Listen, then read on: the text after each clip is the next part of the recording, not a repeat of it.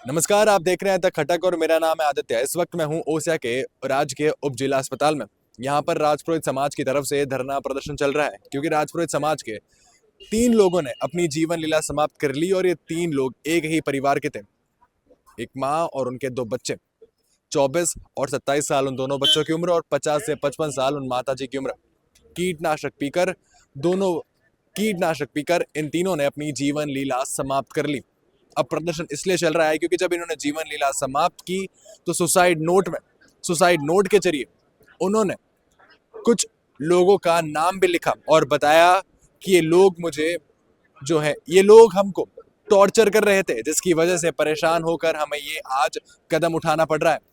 अब समाज वाले पुलिस वालों से, प्रशासन से ये मांग कर रहे हैं कि जिन लोगों का नाम लिखा गया है उनको जल्द से जल्द गिरफ्तार किया जाए। उसके बाद ही शव का अंतिम संस्कार किया जाएगा। लगातार पुलिस वालों की, प्रशासन की और परिवार वालों की बातें, लगातार पुलिस वाले जो हैं वो परिवार वालों से बात कर रहे हैं। समझाइश का दौर जो है वो भी चालू है। अब आइए बात करते हैं समाज वालों से, पुलिस वालों से कि उनका क्या कहना है कि आखिर ये इतना बड़ा सार्वजनिक ये इतना बड़ा सामूहिक आत्महत्या जो हुई है वो उसके पीछे का कारण क्या हो सकता है और क्यों आखिर जिनका नाम लिखा गया है उनको गिरफ्तार नहीं किया जा रहा है। शुरू रुद्र प्रताप सिंह जी, आपको क्या लग रहा है कि जांच जो है पुलिस की वो कहां तक पहुंची है? समाज वाले जो बैठे हैं वो क्या मांग कर रहे हैं, क्योंकि जो विपक्ष है वो भी आपके ही समाज का है, तो उस बारे में बताएं आप।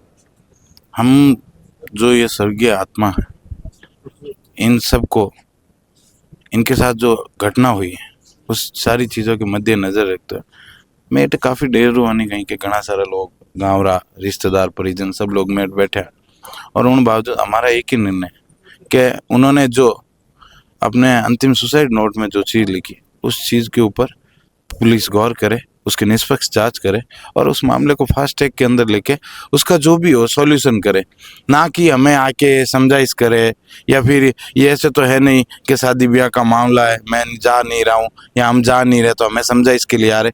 भाई साहब, आप किस पे राजनीति कर रहे हो? यहाँ 3 जनों की बॉडी पड़ी है, पूरा परिवार खत्म हो गया, पूरा परिवार उजड़ गया, पूरा परिवार तहस नहस हो गया और आज आप लोग बैठे हो राजनीति कर रहे हो। समाज के अलग अलग तौर तरीकों से हथकंडे अपना के हमें विवश करने की, हमें जैसे उनको मानसिक प्रताड़ित किया गया, हमें भी आप अलग अलग हथकंडे अपना रहे हो। आप हमारे साथ नए नए ट्रायल मारने की कोशिश करें तो मैं पुलिस प्रशासन को अवगत करवाता हूँ। उनकी जानकारी के लिए बताना चाहता कि हम बड़े समझदार और इन खेलों से गुजरे हुए और बड़े परिपक्व आदमी हैं।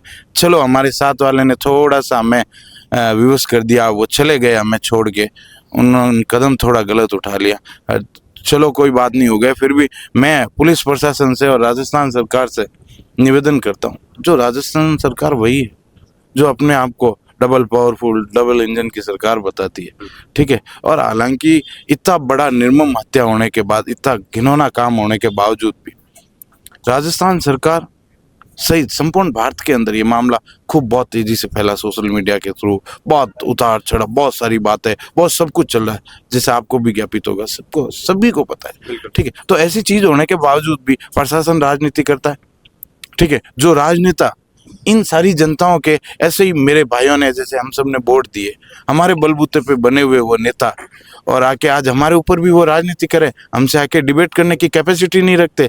यदि वोटों के टाइम तो एक वोट के लिए भी हमारे सामने गिड़गिड़ाने को तैयार रहते हैं, तो आज की तारीख में वो आके हमसे फेस टू फेस बात करने के लिए भी तैयार नहीं। क्या हमें आप समझाइश करोगे? हम तो कोई अनैतिक मांग भी नहीं कर रहे साहब, हमारी व्यवहारिक सी मांग है और बड़ी जेन्युइन मांग है, जो हमने सुसाइड नोट में देखा, जो हमने महसूस किया और जैसा हमें पता था पिछले कुछ दिनों का इनके परिवार की आपसी खटपट की वजह से, तो वही हमने ना मांग की है। कोई ज़्यादा अनैतिक मांग तो हमने की नहीं। हमारा इतना सही है भाई, इनके साथ इतना घिनौना काम हो गया, इनको इतना विवश कर दिया गया, इनकी मतलब नहीं चाहते हुए भी इनकी हत्या कर दी गई। हाँ, हुई इनके हाथ से, लेकिन इनको ज़बरदस्ती इतना मेंटली टॉर्चर किया गया कि इनको ऐसा गलत कदम उठाना पड़ा, ऐसी ओछी हरकत करनी पड़ी। फिर और हमारी मांग क्या है कि इसकी निष्पक्ष जांच हो। 4 जो नामदर्ज मुजरिम है उनको गिरफ्तार करो आप। बाकी सुसाइड नोट में है, उन्हीं को गिरफ्तार करो। हम बाकी तो ऐसे बोल ही नहीं रहे ना कि कोई निर्दोष मारा जाए या कोई घसीटा जाए, इसमें ऐसा था हमारा कोई औचित्य ही नहीं। हम खुद किसी को न्याय दिलाने के लिए बैठे, किसी के साथ अन्याय थोड़ी करेंगे, या हमारी चेष्टा, हमारी अपेक्षा या हमारी अनुकांक्षाएं ऐसी थोड़ी होगी कि हम किसी के साथ अनुचित करने के लिए यहाँ बैठे। हम तो उनको जो नहीं रहे उनके साथ भी न्याय की बात करते हैं, तो हम जिंदा किसी के साथ अन्याय की बात कैसे कर लेंगे। हमारा यही है, फाइनल यही भी रहेगा। पुलिस प्रशासन चाहे इस धरती का कोई भी इंसान आके हमें चाहे कैसी भी समझाइश की बात करेगा ना, इसकी एक ही समझाइश है, इसका एक ही हल है, इसका एक ही रास्ता है, एक ही नतीजा होना चाहिए। पुलिस आए, नामदर्द दोषियों को गिरफ्तार करे, उनसे सच उगलवाए और सच को हमारे सामने लाए। हम सच की अपेक्षा करते हैं और इस मामले को फास्ट ट्रैक के अंदर लिया जाए, निष्पक्ष इसकी जांच हो और 108 की बजाय 103 बीएनसी के अंदर लेके इसकी जांच हो, और जो नामदर्द जो मुजरिम है उनको लाके वो इसकी वास्तविकता जांच करेगा सब सामने। और इसकी जांच पुलिस प्रशासन के उच्च अधिकारी जैसे एसपी खुद इसकी जांच करे, खुद इसको है ना मतलब फास्ट ट्रैक के अंदर लेके एसपी अपने पूरे अंडर में लेके खुद प्रत्यक्ष रूप से हिस्सेदारी निभा के एसपी खुद इसकी निष्पक्ष जांच करे। हमारी सबकी ये, तभी ये धरना समाप्त होगा। ये धरना यहाँ रुकने वाला नहीं है। ये धरना कब विशालकाय रूप ले ले, कब विद्रोह कर ले, कब हो सकता है अनहोनी कर ले, होने को कुछ भी हो सकता है। बड़ी चीज़ों को कंट्रोल करना बड़ा मुश्किल होता है। मानते हैं पुलिस प्रशासन हमसे भी भाई ताकतवान होगा, लेकिन जब हम सब एक एक चोट मारना शुरू कर देंगे ना, फिर प्रशासन की या किसी नेता या सरकार की नहीं चलने वाली। तो हमारा ये निवेदन है, सीधी सी सिंपल सी बात है, आप लोग आओ, न्याय दो इनको। हमें लगेगा न्याय मिल गया, भाई मैं अकेला तो कर नहीं रहा हूँ, इन सब की राय से, इनकी सबकी सहमति से मैं बात कर रहा हूँ, और हमें लगेगा न्याय हो गया। स्वर्गीय आत्माओं को भाई उनकी जैसी इच्छा थी वैसा न्याय मिल गया, और उन्होंने सुसाइड नोट में बाकायदा लिखा है हमारी जो वसीयत है, हमारी जो प्रॉपर्टी है, ठीक है, जो हमारे हिस्से में, हाँ, मेरे दादा की, मेरे फादर साहब की जो भी कमाई है उसका एक एक हिस्सा, खून पसीने की पुण्य की कमाई का एक एक हिस्सा इन किसी के हाथ ना लगे, और हमारी प्रॉपर्टी का जो भी हिस्सा है वो सारा का सारा गौशाला के अंदर दे दिया जाए, जिसमें इस सुसाइड नोट में भी लिखा हुआ है। व्यक्तिगत 10-15 लोगों को भी इसने व्हाट्सएप पे मैसेज किए, तो मैसेज टाइप करके छोड़ दिए, नेट बंद रखा, और जहर खाने के बाद इन्होंने मतलब वो नेट ऑन किया तो सबके पास मैसेज सप्लाई हो गया। ठीक है, थोड़ा समय कम रहा इनको बचाने के लिए, थोड़ा लेट ध्यान पड़ा, बचा नहीं पाए। इस चीज़ की भी बड़ी खेद है, बड़ी मन के अंदर खुद को कोस रहे हैं, लेकिन समय बहुत कम था, बड़े दूर थे, पहुंच नहीं पाए। पहुंचे इतने में बहुत देर हो गई, बात हाथ से निकल गई। तो होना था जो तो हो गया, उस चीज़ को अपन ना तो आप सही कर सकते, ना मैं कर, ना प्रशासन सही कर सकता, लेकिन वास्तविकता में उसके जो दोषी हैं उसको सजा दे। ये यदि चीज़ ऐसे ही मार्केट में रह जाएगी, समाज में रह जाएगी, तो समाज के साथ साथ, राजपूती समाज के साथ साथ छत्तीस सी कौम के ऊपर एक कलंक जैसी बात है कि इतनी निर्मम, इतना कठोर, इतना निंदनीय काम होने के बाद, इतना घिनौना काम होने के बावजूद भी उनको न्याय नहीं मिला। उसके साथ वाले बड़े बुज़दिल थे, उसके चाहने वाले बड़े बुज़दिल थे, वो तो क्या पता चले गए, उन्होंने ऐसा काम कर दिया, वो तो सब साबुत थे, वो तो सब जिंदा थे, फिर उन्होंने जिंदा होके भी अपने जिंदा होने की परिभाषा क्यों नहीं दी। हम खुद को बताओ, ये कलंक लेके हम खुद कैसे जी पाएंगे आगे की जिंदगी।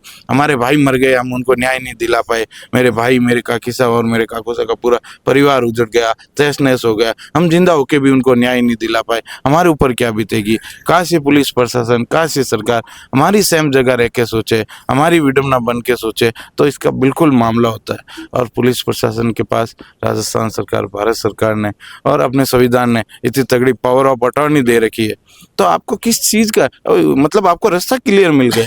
4 जनों के नामदर्द दोषी है, उनको लाओ, बात करो, लाओ, चपेट दो उनको, जो होगा क्लियर कर दो, हम यहाँ से उड़ जाएंगे, बॉडी ले जाएंगे, हमारे जो हिंदू धर्म के हिसाब से जो भी करना होता है वो चीज हम कर देंगे।